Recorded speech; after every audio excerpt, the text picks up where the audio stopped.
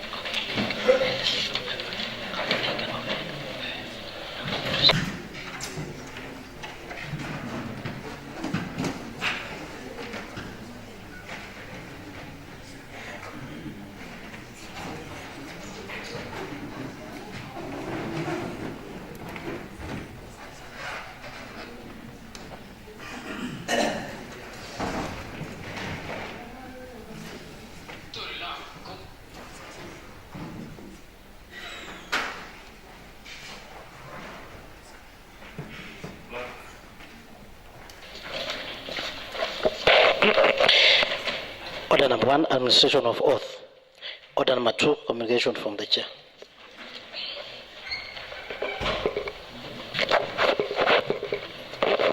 Honorable members,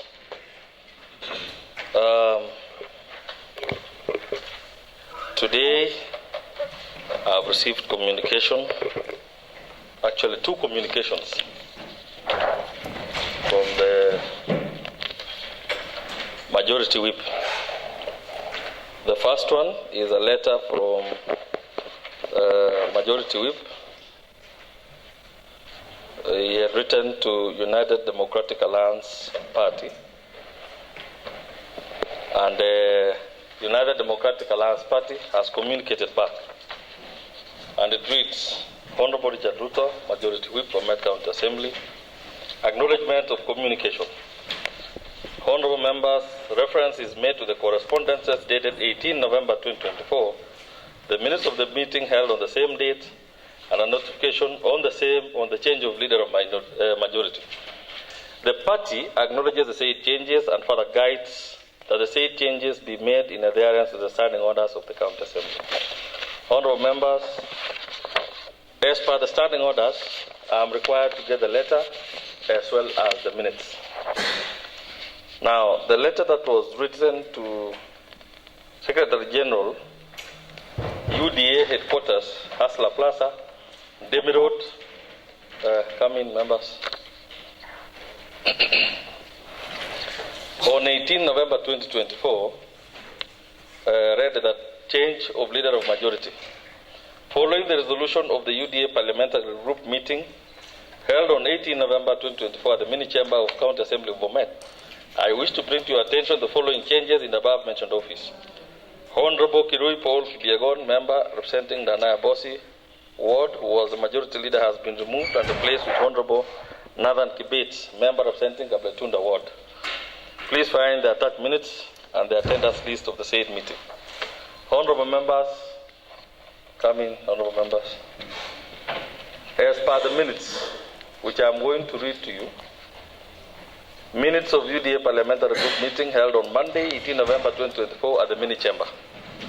In attendance was one Honorable Richard Ruto, Honorable Leonard Rotich, Honorable Dancel Kingena Kirui, Honorable Victor Rob, Honorable Naomi Chamtai, Honorable Ernest Rotich, Honorable Eric Kirui, Honorable Kibet Nathan, Honorable Lily Cherotich, Honorable Philip Korir, Honorable Roslyn Chepsa, Honorable Dennis Bushine, Honorable Peter Rono, Honorable Vincent Mutai, Honorable Olivia Kosgei, Honorable Evelyn Sang, Honorable Caroline Chelangat, Honorable Robert Prodo Langat, Honorable Paul Kibiegon Kirui, Honorable Monica Chemngetich Manye. The first minute was the opening prayer, where the meeting was called to order by the majority whip. The honorable member whose phone is talking, you are out of order. And the opening prayer was said by Honorable Olivia. The majority whip welcomed the members and thanked them for attending the meeting. Introduction of the agenda and remarks by honorable members. Honorable Richard Ruto informed the meeting that he issued a notice for UDA parliamentary group meeting on the evening of Monday 18th, immediately after the gazettement of the special sitting slated for Tuesday 19th November 2024 at the County Assembly debating chambers.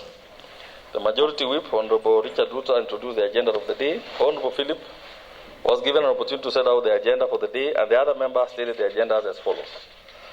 Preliminary, Majority Leader position, reconstitution of County Assembly committees, BOMET County Party Office. Honorable Ruto asked the members to adopt the agenda as set out or amend the agenda. The agenda was proposed by Honorable Ernest and seconded by Caroline Chelangat. Minute 3. Remarks input by honorable members. The honorable members, after listening to the input by Honorable Richard Ruto, the Majority Whip, they gave their views and input. Honorable Langat Roberts asked the members to look at the whole House leadership and committees to inject new ideas in the leadership of the House. He better stated that the welfare of the members of the House Assembly is not as good as it was in the Second Assembly. Honorable Nancy Kiru expressed as interest has been championed in the House, and that we, the party, needed to look at the leadership as a whole. Honorable Paul Kiru thanked the members for the opportunity given to him while he was serving as leader of majority. He gave a blanket apology to anyone he may have wronged while he served as a majority leader.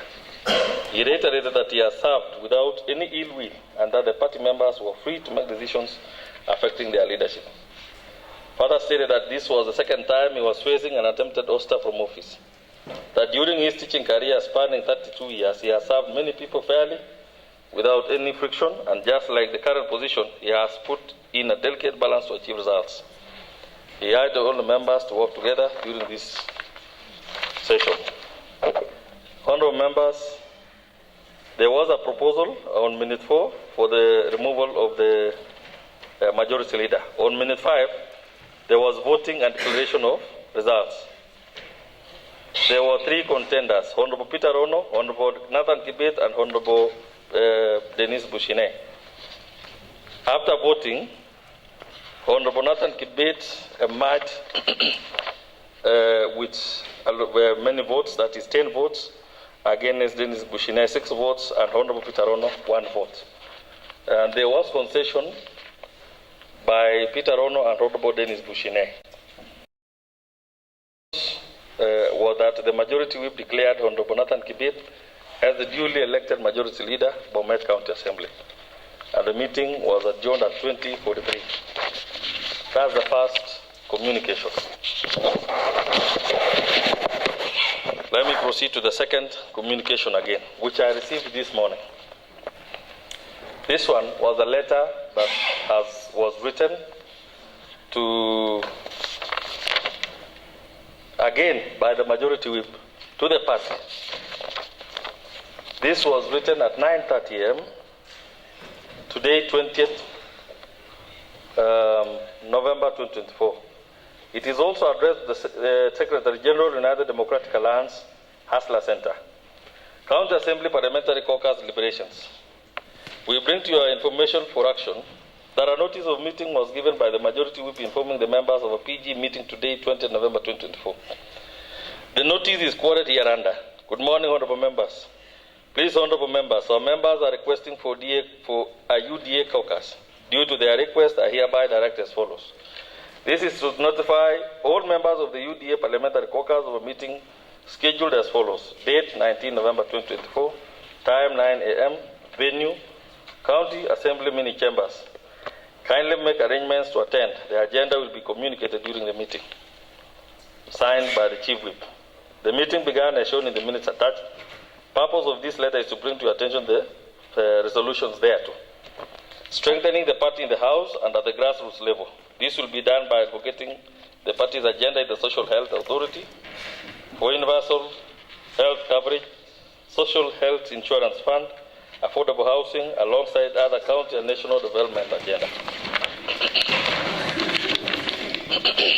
That the Honorable Paul Kiru Biagon is the bona fide elected leader of the majority party, as was elected to the position in 2022 pursuant to the party's constitution, Article 12, and Standing Order number 18 of the BOMET County Assembly Standing Orders. 3. That we are not part of the resolutions made by a section of MCAs in a letter dated 18th November 2024, and therefore hold the position that the procedure for the change of leadership was not followed in accordance with Article 12 of the UDA Party Constitution. 4. That the BOMET County Assembly shall transact its business with utmost integrity and steer away from divisive endeavors and maintain the good name of the party at all spheres. We thank you for your continued support. Signed by Honorable Richard Ruto, Majority Whip. And this is my copy. The list of the members who were in that meeting, honorable members, was 1. Honorable Paul Kirui, Honorable Richard Ruto, Honorable Charles Langat, Honorable Stephen Chagmori, Honorable Robert Langat, Honorable Kirui Kimngeno, Honorable Wesley Protich, Honorable Chipto Roslin, Honorable Japheth Iriot, Honorable Edward Rotich, Honorable Olivia Kosgei, Honorable Josea Samoe, Honorable Catherine Chepngetich, Honorable Monica Chepngetich, Honorable Peter Rono, Honorable Dennis Bushine, Honorable Caroline Chelangat, Honorable Mutai Peter, Honorable Lily Cherotich, Honorable Philip Korir, Honorable Bernard Langat.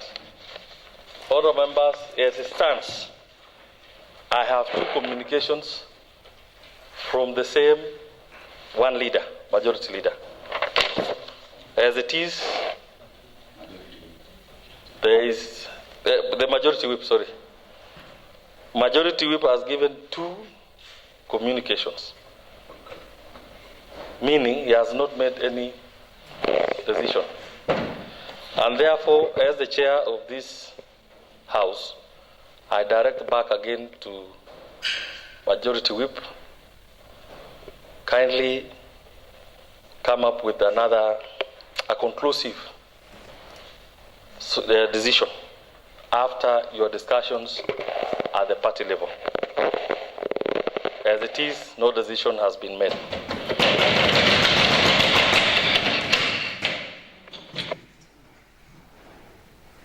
Again, honorable members, as part of the communication, as per the order paper that's in fact,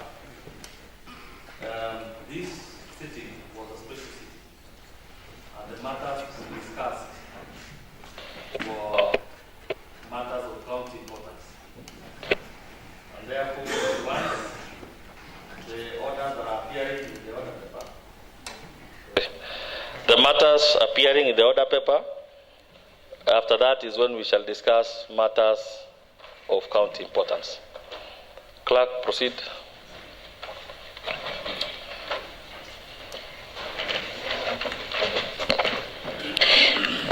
Order number 3, messages. Order number 4, petitions. Order number 5, papers. Order number 6, notices of motions. Order number 7, questions and statements.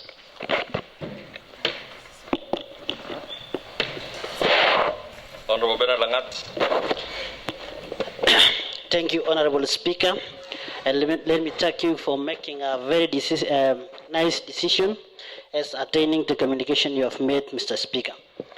Honorable Speaker, allow me to request these honorable members for a minute of silence for a fallen hero, Diana Chemgena, from my ward, after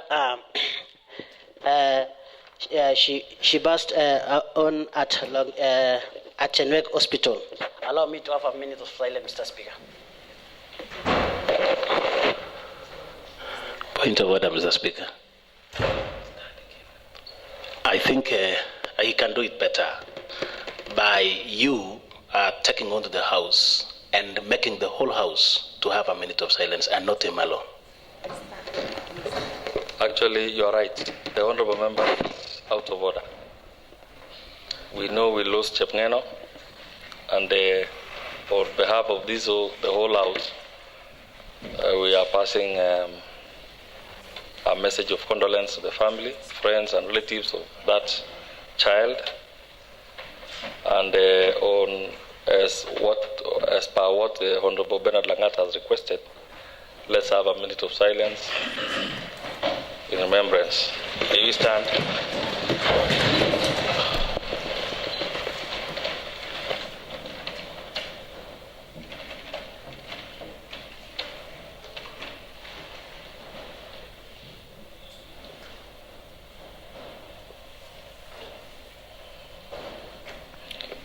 fellow members, may the soul of Chepngeno rest in eternal peace. Thank you. Thank you, Honorable Speaker. Let me make my apology for not have given me that opportunity to make yourself. Mr. Speaker, as I had promised last week during my statement, Mr. Speaker, I've been seeking a lot of intervention from the Committee of Health and these honorable members, Mr. Speaker, to look onto the matter concerning this matter of Longisa Hospital, Mr. Speaker. I had said myself, I raised a motion of impeachment, but as you know, honorable members, an impeachment motion is not just a motion to be brought in the House without consultation of the members, at the same time without enough evidence, Mr. Speaker. I requested these honorable members, because we have a number of issues in this department, we are still consolidating, Mr. Speaker, and in due time, it will come to this floor, Mr. Speaker. But for today, Mr. Speaker, I have a statement raised concerning this Diana Chemngeno on behalf of others, Mr. Speaker. So, Mr. Speaker, allow me to raise this statement. I rise to seek comprehensive statement from the chairperson on Committee of Health and Sanitation concerning the incident which occurred in Longisa County Referral Hospital on 9 November 2024, where some patient were rushed to the facility for emergency medical attention, and the same was captured and circulated in the social media, Mr. Speaker. In this statement, Mr. Speaker, I'm requesting to seek from the chairperson to indicate the general condition of the patient when they arrive at the hospital, Mr. Speaker. Remember, the patient which we had, Mr. Speaker, was 4. Only the one, the other Chemngeno, passed on, but the others was they get well, Mr. Speaker. So I am requesting to get the general condition of this patient when they arrive at the hospital. Also, Mr. Speaker, in this statement, I seek to indicate the action which the casualty department personnel took to save the victim's life, Mr. Speaker. Also, Mr. Speaker, the third issue, Mr. Speaker, to indicate the circumstance which lead to the referral of Diana Chemngeno to the Newark Hospital for further medication. Number 4, Mr. Speaker, I seek to indicate the condition of Diana Chemngeno when she arrived. She was being referred to the Newark Hospital. Also, Mr. Speaker, number 5, indicate the action that have been taken by Health Service Department to ensure that no other incident of such nature recurs in the hospital, Mr. Speaker. The incident which occurred, Mr. Speaker, could be a number of issues which have not been aired in the social media, Mr. Speaker. So, in this statement, we seek to know the action which the hospital have taken in the Health Service Department to ensure that no other incident of such nature recurs in our hospital, Mr. Speaker. Number 6, Mr. Speaker, let them enlist the action that have been taken by the Health Service Department to ensure that other patients gain trust in the service rendered by the county health facilities. Lastly but not least, Mr. Speaker, let's state the kind of compensation that the county has given to this affected family, Mr. Speaker. And also to give us the pathology report indicating the cause of child's death, Mr. Speaker. For that, Mr. Speaker, I want to indicate that this incident has given us an eye in our hospital, Mr. Speaker. It is not only Longisa, Mr. Speaker. Could have happened in other hospital, but the incident which has happened in Longisa should open our eyes as this county assembly to look into our services which the health department or health services which this county is offering to our people in this BOMET county, Mr. Speaker. So I am requesting the health committee, please relent to this issue to see what exactly happened, so that in future we may not have such an incident. And also, Mr. Speaker, I'm seeking this honorable house. Point of order, Honorable Speaker. Honorable Bernard Langat, you are not the one to direct where the statement will go. It is the preserve of the chair. All right, Mr. Speaker. If you are finished making the statement, kindly hand over. All right, thank you, Mr. Speaker. So I seek to table. Thank you. Thank you. What's your point of order, Honorable Charles? You have already addressed that one, Speaker. Thank you. May I have that?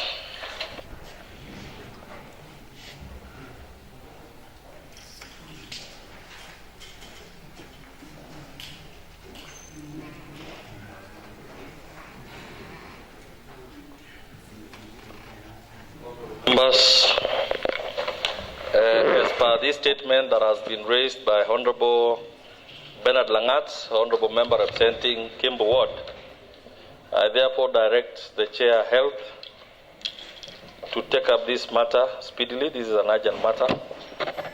You will report when the Assembly resumes next. Kindly expedite. Thank you, Honorable Speaker. Yes, I will report back. Thank you.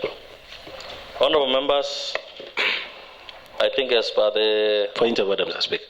is your point of order, Honorable Kotich. Mr. Speaker, based on what Honorable Langat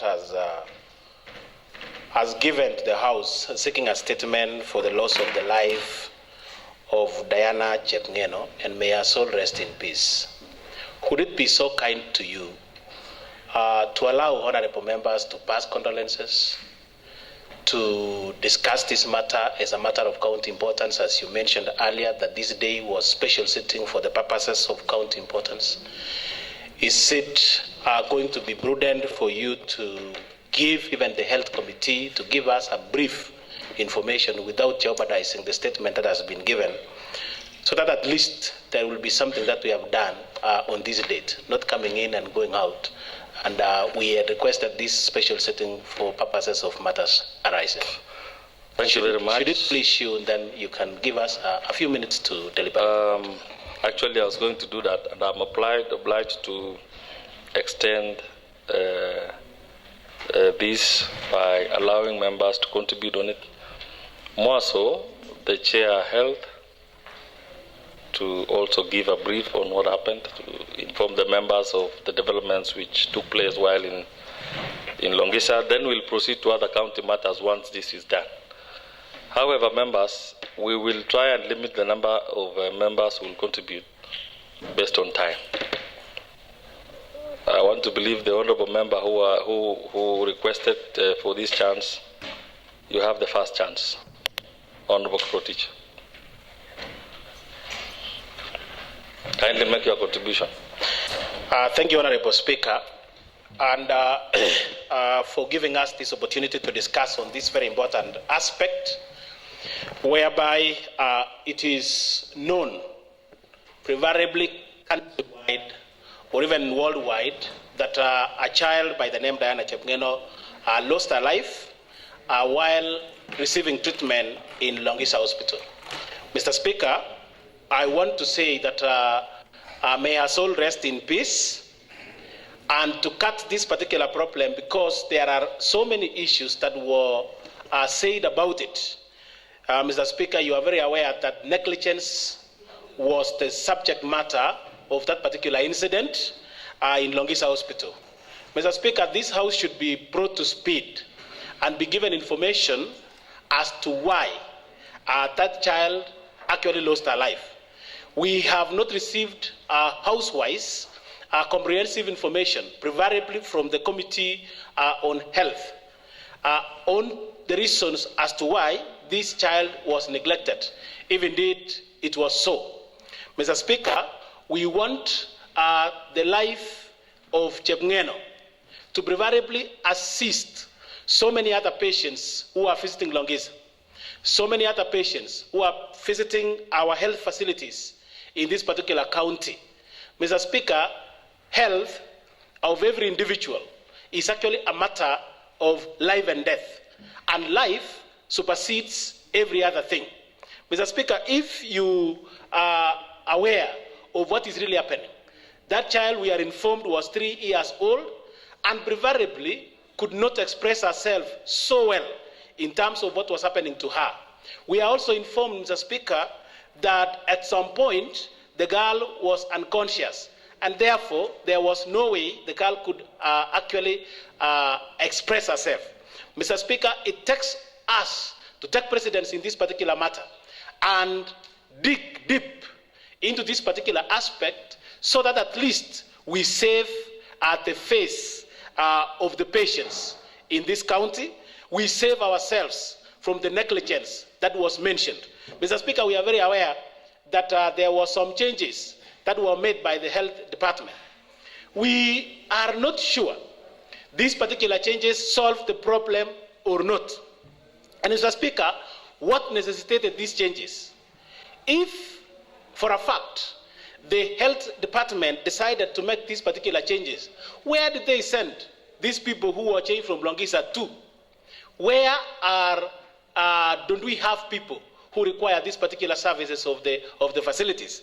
Mr. Speaker, we are taking this seriously, and the reason why I requested that we speak about it is so that we can get some official communication, albeit this process that this particular statement by Honorable Bernard is going to take.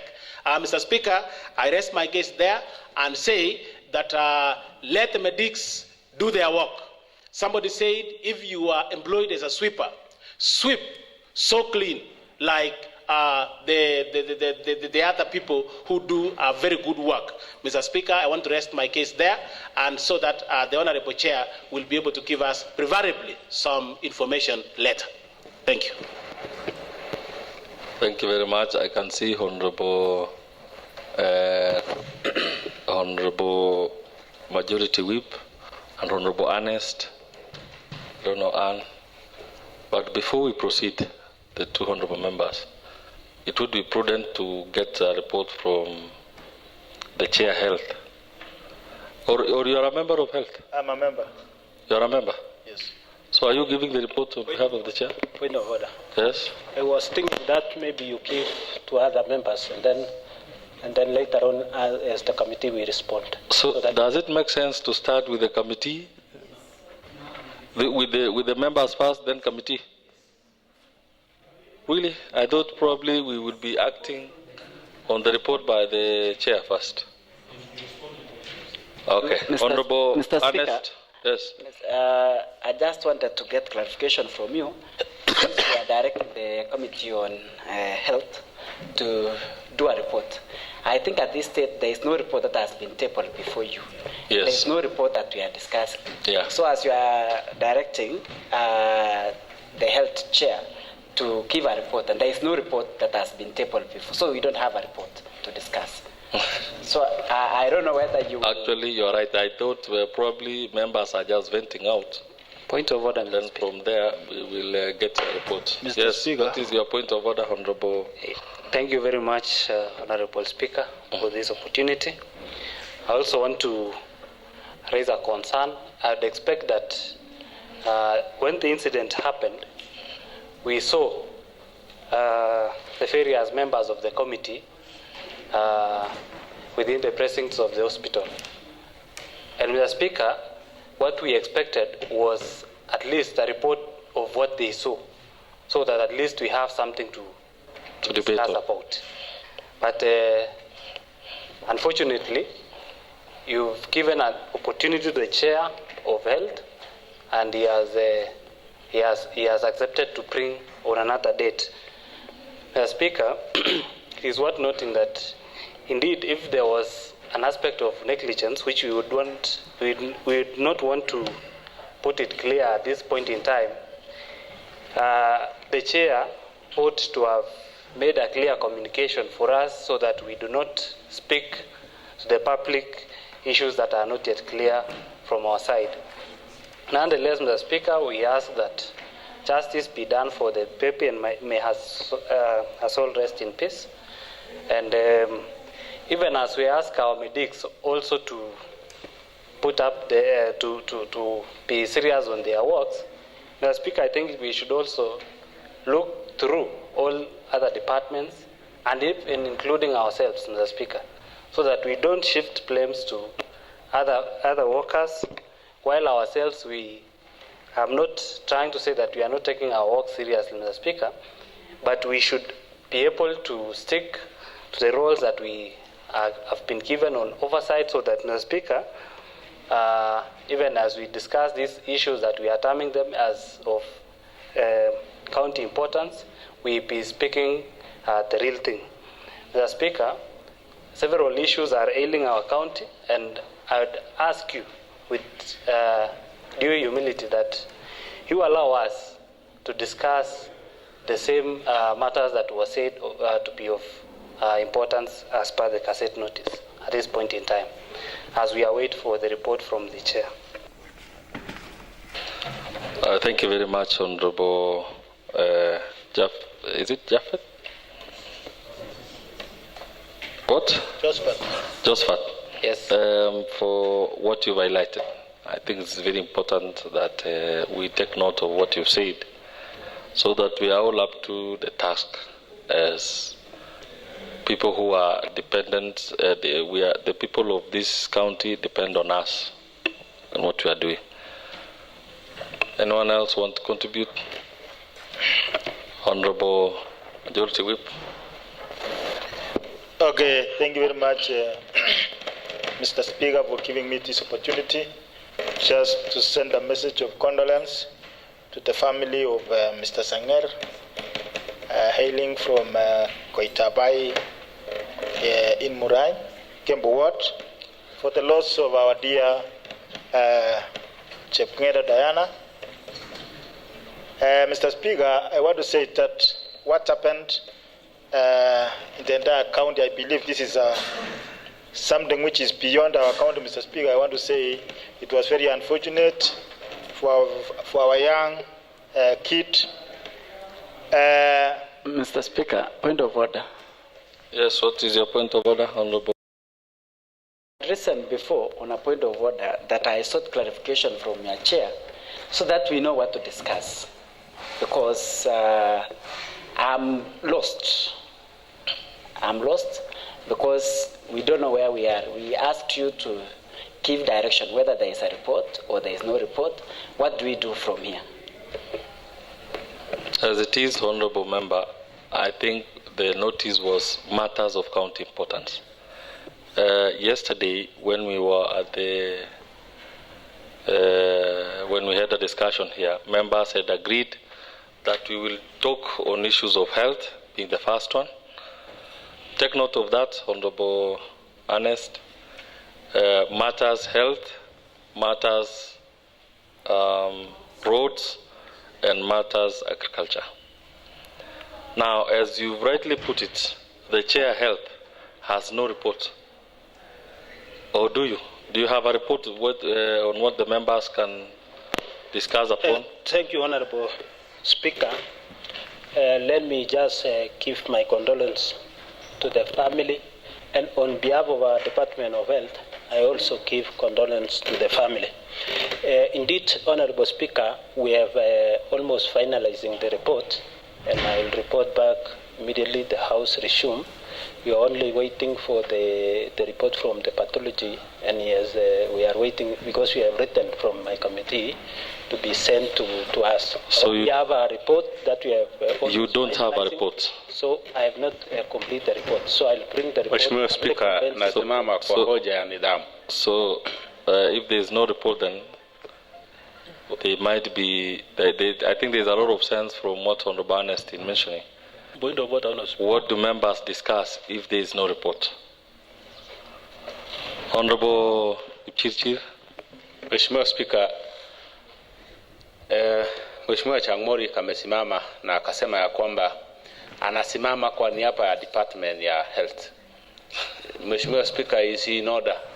Hapa County Assembly kuna Department ya Health kweli? Naomba nielezewe. Sikumbuki vizuri, lakini Honorable Changmori, ulisema unasimamia Department ya Health ama ni? No, I was just giving condolence to No, the did you say that on behalf of Department of Health? On behalf of the committee. I'm standing on behalf of the committee. So if you mentioned that you are standing on behalf of the Department of Health, you were out of order, Honorable Member. Because the committee you are requesting the report from the committee. That is why I stand on behalf of the committee to say the report is almost ready. Kindly apologize the House for referring to a different part. And withdraw. Thank you. Let's proceed. Point of order, Honorable Speaker. What is your point of order, Honorable Charles Langat? If my memory serves me well, Honorable Speaker, is that you directed Honorable Changmori to keep preliminary report. So I don't think he was giving us the report, but he was giving us preliminary as by your directives. Point of order, Mr. Speaker.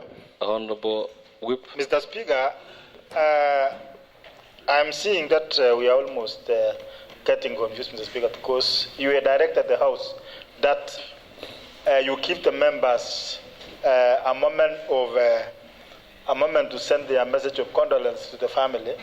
And because we have the statement raised by the honorable member from Gembu, that is now the report which we are expected to table in this House, Mr. Speaker, because we cannot just receive a statement and we are required to give out the report before even we start for the same, Mr. Speaker.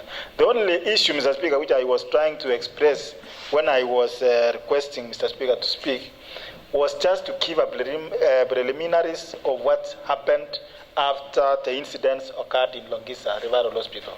Because as a team of Committee on Health, we managed to visit the site and we tried to do some interrogation with the relevant authorities in that facility, Mr. Speaker. And that is the few we can say before this, Mr. Speaker. But because you already have the statement, we can just allow us to pass a message of condolence to the family, and later on we shall come with a full report. That is my humble submission to you, so that we cannot get confused as a Committee on Health, Mr. Speaker.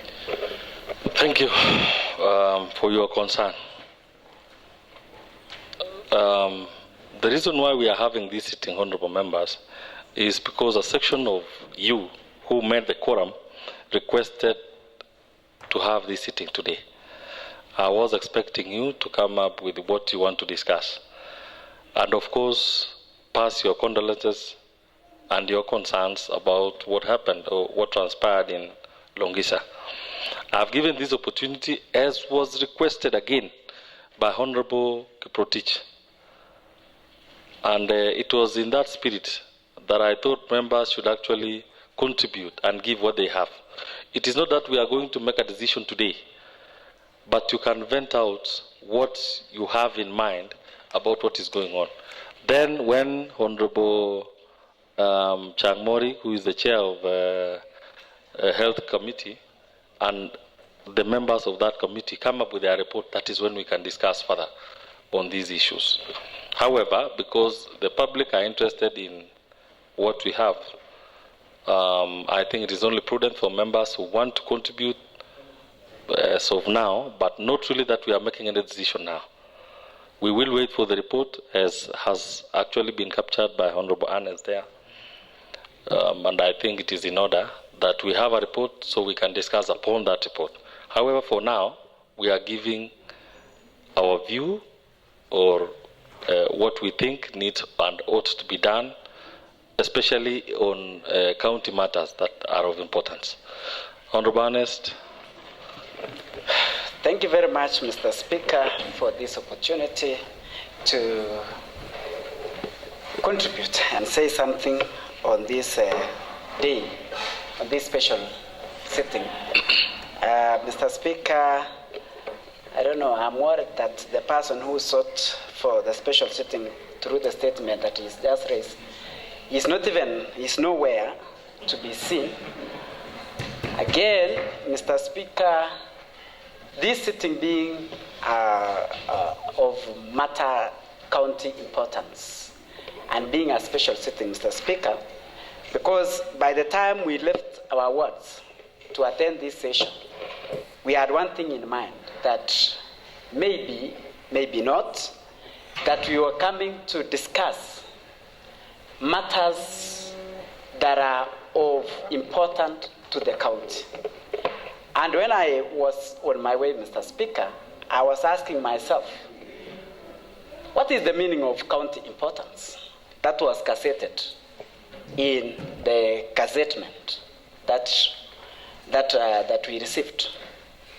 The members of the public have different definitions to what is of county importance to them and what is of county importance to this county assembly.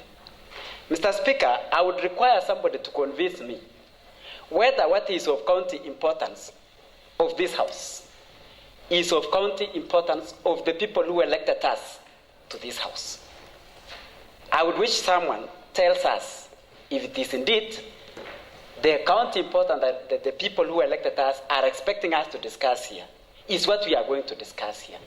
Mr. Speaker, I will enumerate what to me I think is of county importance. And somebody else, probably after me, Mr. Speaker, will give what is important to him. Mr. Speaker, or her, Mr. Speaker. Mr. Speaker, I think it is about time for the people who elected us to know who is with them and who is for himself and a certain clique of people. Mr. Speaker, it is of importance that at the end of these deliberations or this debate, Mr. Speaker, I am expecting that the deliberations by this House will be taken seriously. And I don't know whether we are going to form an ad hoc committee to investigate what happened at Longisa, or we are just going to debate here, speak and go home without any action. Mr. Speaker, I don't know the point of departure. Where will our discussion be taken to? So that I don't waste a lot of time, Mr. Speaker, because we don't just speak and speak, and yet at the end of this, there will be no action. There will be no take-home message for the people who elected us and the people whom we are oversighting. Mr. Speaker, let me enumerate what to me is of county importance. One is the loss of 1.6 billion that is being investigated by the EACC. That to me is of county importance. We need to discuss. What is the county assembly doing about the 1.6 billion that has been said to have been lost and to have landed in some few individuals' pockets? That is number one to me of county importance. Secondly, Mr. Speaker, as we speak today, there are a number of workers who have gone without salaries for months. Others are doing their second year, like those serving in Pomasco. They have gone without salaries. There are ECD teachers who are suffering, complaining of the salaries. Mr. Speaker, that to me is of county importance. Mr. Speaker, what is of county importance to me, Mr. Speaker, is an issue, and I think we, in a way, we have put ourselves in a very awkward situation when the honorable member from Kembu decided to ask us to stand as a House, and it was you, the Speaker, who gave us to stand and observe a moment of silence. Mr. Speaker, there are so many other BOMET people and Kenyans who have died. We've never taken an opportunity to give a minute of silence. Mr. Speaker, are we as a House saying that we stood because we are confirming that Diana died out of negligence? And therefore, as a House, today we are supposed to have been discussing the action and not talking, Mr. Speaker, without a report, without anything. Mr. Speaker, and what happened in a couple of days is so funny. I saw you somewhere in a presser, Mr. Speaker, where you stood and said that the name of the deceased child is Ruth. And you have asked us today here to stand in respect of the dead Diana Chemwen. Mr. Speaker, don't you see a number of confusion? Point of order, Honorable Speaker. Point of order. Honorable Member, I mentioned Chepngeno. I say dear Chepngeno. Mr. Speaker, yes. Point of order, I will be guided by your What's your chair. point of order, Honorable Charles? Thank you very much, Honorable Speaker. This House is a House of rules and procedure. I don't know, kindly guide the House because it's in order for the member to discuss your conduct while you are presiding the House, Honorable Speaker. Honorable Ernest. I think you are referring to the presser that we made. And even today, I have not used the word Ruth or Dana. I've used the name Chepngeno, simply because of the facts which were there. Proceed. I stand guided, Mr. Speaker, so that we don't confuse ourselves with names. I stand guided. But the honorable member who read the statement used the name Diana. I don't know whether we'll be. And you are so keen on the names, saying the name is either Ruth or Diana, but that is inconsequential. Mr. Speaker, I have put forward that by us standing and observing a moment of silence, we are admitting as a house that someone has to take responsibility of what happened. Unless you are doing it for the sake, Mr. Speaker, which you should be doing for other members, for other citizens of BOMET who dies every day, Mr. Speaker. Mr. Speaker, what of importance to me is the people of BOMET who have gone without water for a very long time, Mr. Speaker. We have had a situation where, in my ward, to be very specific, Mr. Speaker, the people have gone without water for a period of more than 3 months, which has never happened. That is of county importance. We need to discuss why do we budget, and in return, there is no water for our people. There is no service delivered to our people. Mr. Speaker, of county importance to me are machines that was purported to have been bought, heavy machines. And yet, there are so many challenges. You hear that sometimes they are not operating because of some, I don't know, unpaid installments or what. And Mr. Speaker, I'm saying so because the logbooks and the ownership has never been given to this house, nor the committee. Because those are machines that are operating, and we need to have a report from the Roads Committee on the operation of these machines. Who are these people operating these machines? What is the schedule? And when is it getting to our wards, specifically Mogoshek ward, Mr. Speaker? Because we have had a lot. We've budgeted a lot, but what we see in return is almost zero, like in Mogoshek ward, Mr. Speaker. Mr. Speaker, so that I don't take a long time, I want us to, as we discuss what is of county importance, I did expect that of county importance, because I have moved around, especially in my ward and so many other wards. What is of county importance? What I hear people say, the people who elected us, are saying we either sent the governor home packing in form of an impeachment, or they impeach us in the ballot, Mr. Speaker. So, Mr. Speaker, I think that is what our people are waiting to hear from us, and not stories, Mr. Speaker. They are waiting to hear whether we are impeaching the governor for his inefficiency, for this loss of 1.6 billion, for no water in BOMET for the longest time, for the death of Chepngeno at Longisa Hospital.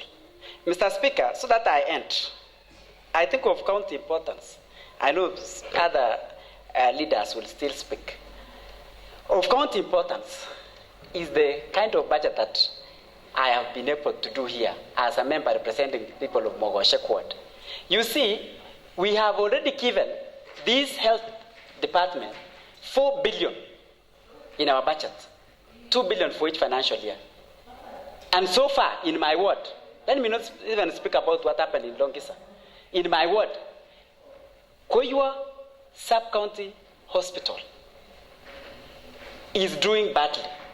Mr. Speaker, the county government introduced rehabilitation in Koyua Sub-County Hospital, and it has pulled the hospital to its knees because of interference by those who are rehabilitated. As I speak to you, Mr. Speaker, the Koyua Sub-County Hospital is in poor state. In fact, the services that are being offered there, Mr. Speaker, are just basic. You go there, you are given a painkiller, and you come back. It is so unfortunate. You go to Mogoshek Health Center, you go to Mogonje Dispensary, there is no drugs. You are told there was drugs yesterday, and by the following day when you get there, there are no drugs. Mr. Speaker, in Mogoshek ward where I come from, where I represent, this regime, since we came since we were elected, my side doing budget, there is no single dispensary that has been constructed. And I overheard you, Mr. Speaker, in a press again, saying there are 2 dispensaries that has been constructed across the wards.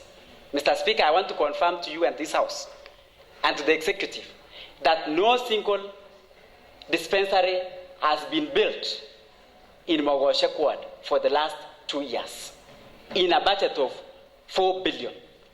Mr. Speaker, that is why I'm saying it is time that we decide to belong either to the people or we belong to a certain group of people. Mr. Speaker, no single dispensary constructed in my ward, I wish to report, in a budget of 4 billion. Mr. Speaker, the governor came out the other day and told us that there is a clean, whooping 96 million that has gone to our wards. Mr. Speaker, I want to celebrate myself that as a member representing Mogoshek ward, I have not seen 96 million in my ward. And the budget, and I can enumerate very fast, Mr. Speaker. For water, I've only seen projects worth 15 million in my ward. And I can, if time would allow, I can tell you from which point to which point. And in that 15 million that has been, that the same project has been constructed in my ward, all the pipes, and I want to report here, all the pipes that has been done by the pipeline, there is no water in it. So I'm fearing even, Mr. Speaker, Tia and Where will do away with them even before we see water in Mogoshek ward. Mr. Speaker, in the 96 million, I've only seen 1 ECD constructed in the last financial year. I'm talking about the budget, development budget for the last financial year. That is 2.4B divided. In my ward, I only have 2 million constructed, 2 million worth ECD. That is in a place called Kipkelok.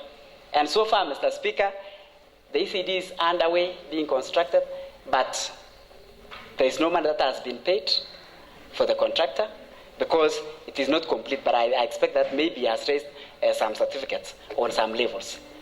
Mr. Speaker, if you come to the Department of Trade, I've only seen 1 floodlights at a place called Simoti for the last financial year.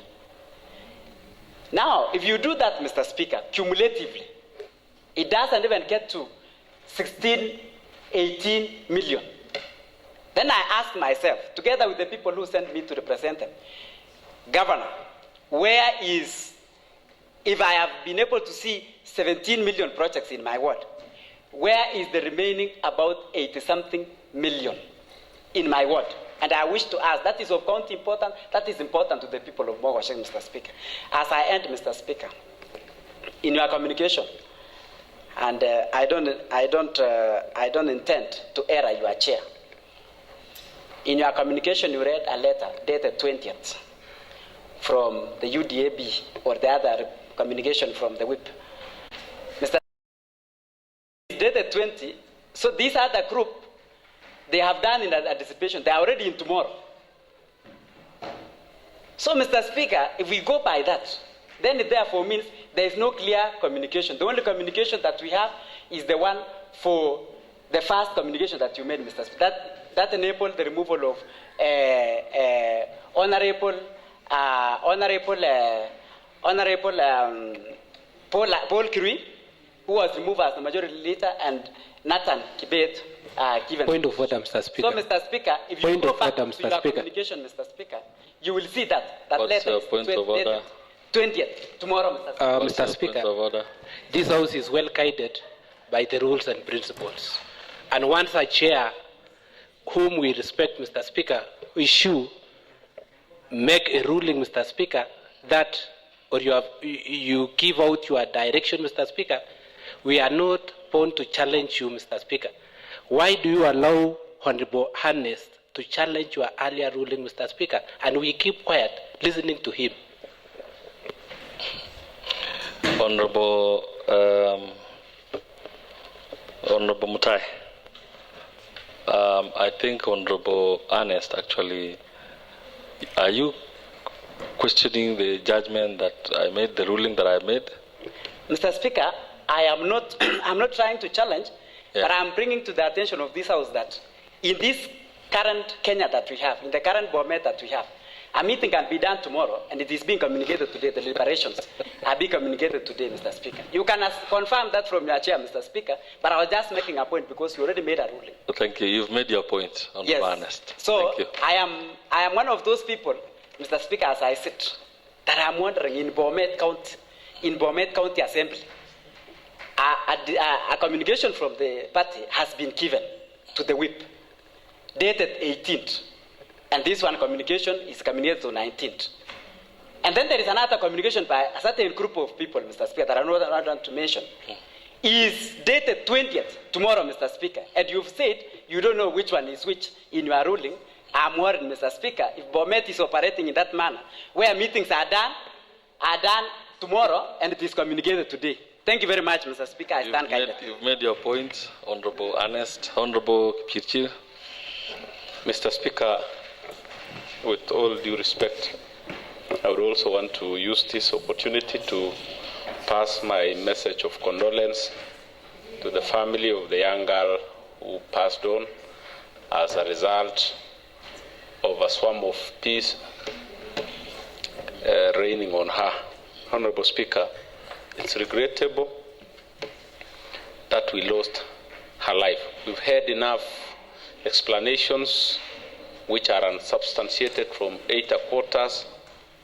Honorable Speaker, the video that was disturbing that surrounded the media houses showed a girl or a boy whose age can be anticipated to be more than 7. But the person who passed on is younger. So there were contradicting information both from social media and the main media. But nonetheless, Mr. Speaker, the truth is that someone lost life.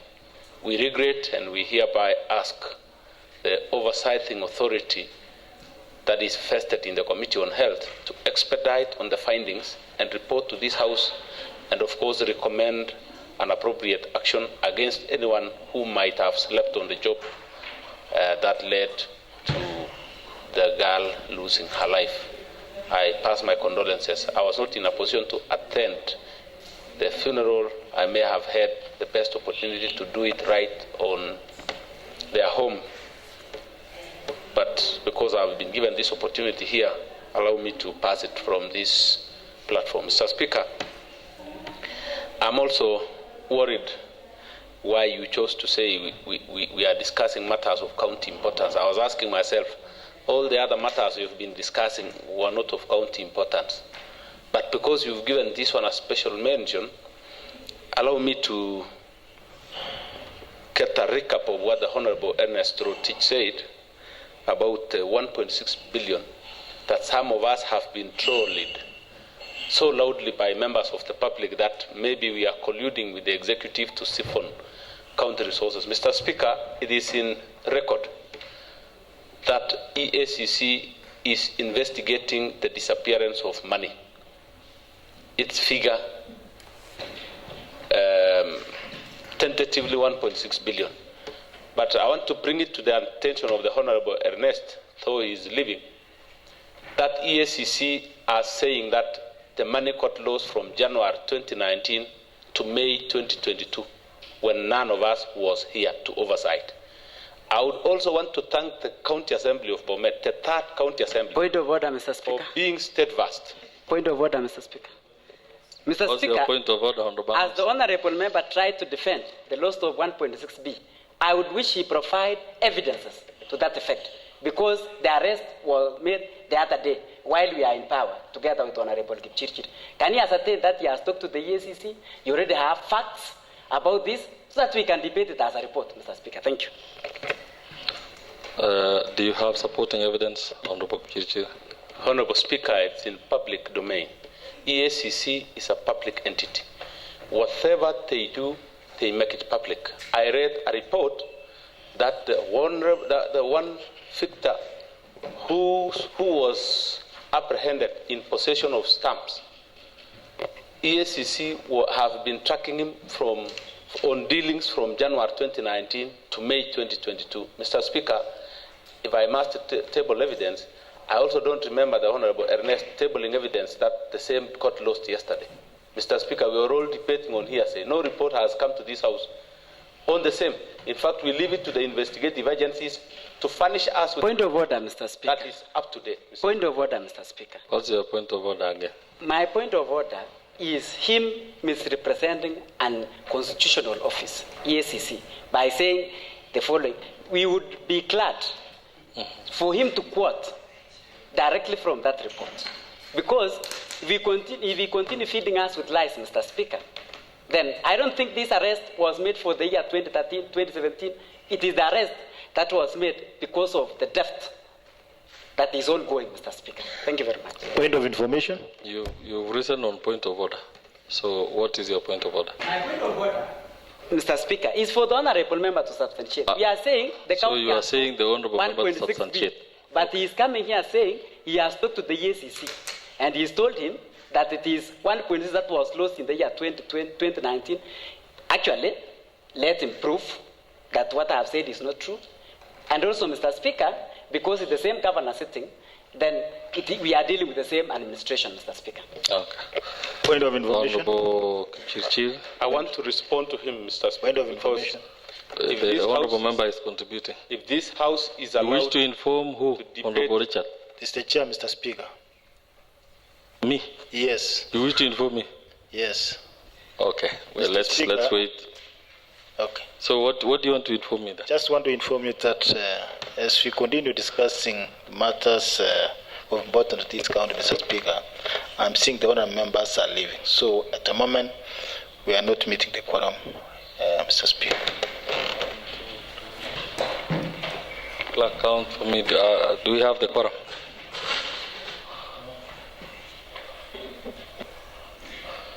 Now that honorable members, Honorable Ernest, please don't leave.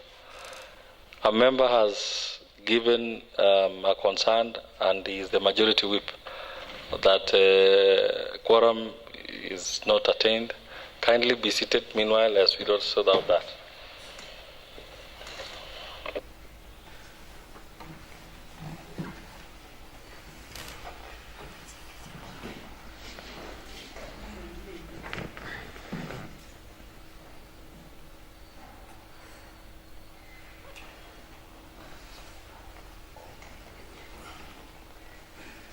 Thank you very much, Majority Whip, for bringing that to the attention of the Chair. However, I'm advised here that it is now 4:23 and we have only 7 minutes to finish our business. And again, I'm informed, reliably informed, that because we are not making a decision, quorum may not be a big issue. I will allow Honorable Kipchirchir to contribute, then we proceed. But kindly move into issues where you have substantive evidence, please. Thank you, Mr. Speaker. I want to thank the ICD department for availing enough Wi-Fi. I'm already in the website of EACC and I want to exonerate myself on my statement. Mr. Speaker, allow me to read it because it is good for all of us to know. Proceed because of time. The Ethics and Anti-Corruption Commission has seized 121 stamps belonging to various companies from a roads engineer accused of stealing 1.2 billion funds from BOMET county government. Engineer Victor Jeriot was for using his position to irregularly through several companies, such as he has listed them, between January 2019 and May 2022. Mr. Speaker, I wanted to thank the County Assembly for unraveling the wrath in the Department of Roads and the Third County Assembly for that matter. And Mr. Speaker, using the same breath, I would also want to react to a pressure by members of parliament, and I'll be very particular to one who said that the county assembly does not do the right oversight. Mr. Speaker, it is not true. We do our work with diligence. And I did hear one in a vernacular radio station that because the county assembly, we want to do their job. And I'm worried, Mr. Speaker, because, you know, on Thursday, members of the public from my ward have scheduled a fundraiser to collect funds to do a Kera road. And I'm convinced that I should be part of the fundraiser, because the area MP has said is doing the work of the MCA, that is to oversight county government, then I have to do the Kera work. So I'm also asking the members of the public, including this honorable house, to assist me in raising funds to do a road. Because the MPs are now coming here, and we are going to what they should be doing. Because we are not, according to me, they are not prefects of the county assembly. They should allow us to do what the constitution tells us to do, and then they also stick on their lane. Because I have not seen a honorable member rise in a radio station from this house and say that who is oversighting CDF. We just read yesterday the damning report from the Auditor General about how constituency development funds are misappropriated, and they are not ashamed to come out and talk about us, yet we are not touching on them. Mr. Speaker, it's also a matter of county importance, because if they interfere with how county assemblies are operating, then devolution is at a threat. As we don't do contracts, as we do not implement county projects, it is the executive that does. Some of us here in the assembly have been trolled because members of the public do not understand. Members of legislative houses are meant to do legislation and oversight, but not implementation.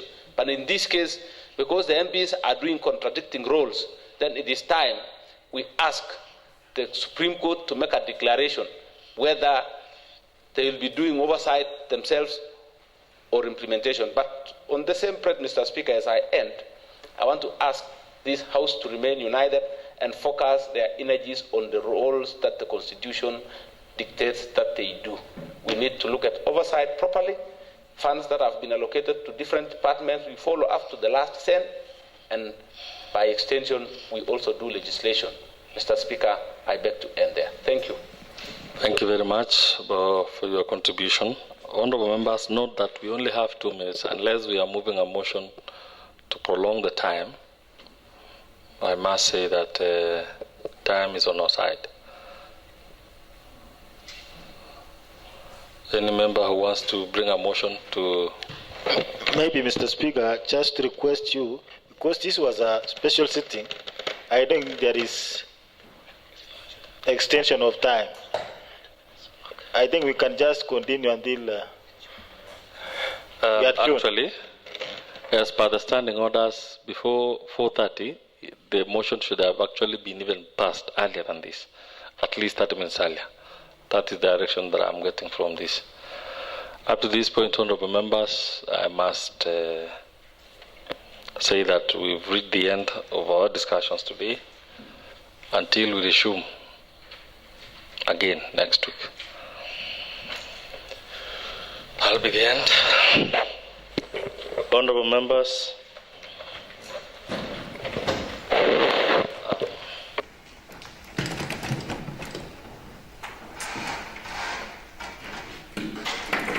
this House is adjourned up to 26th of November 2024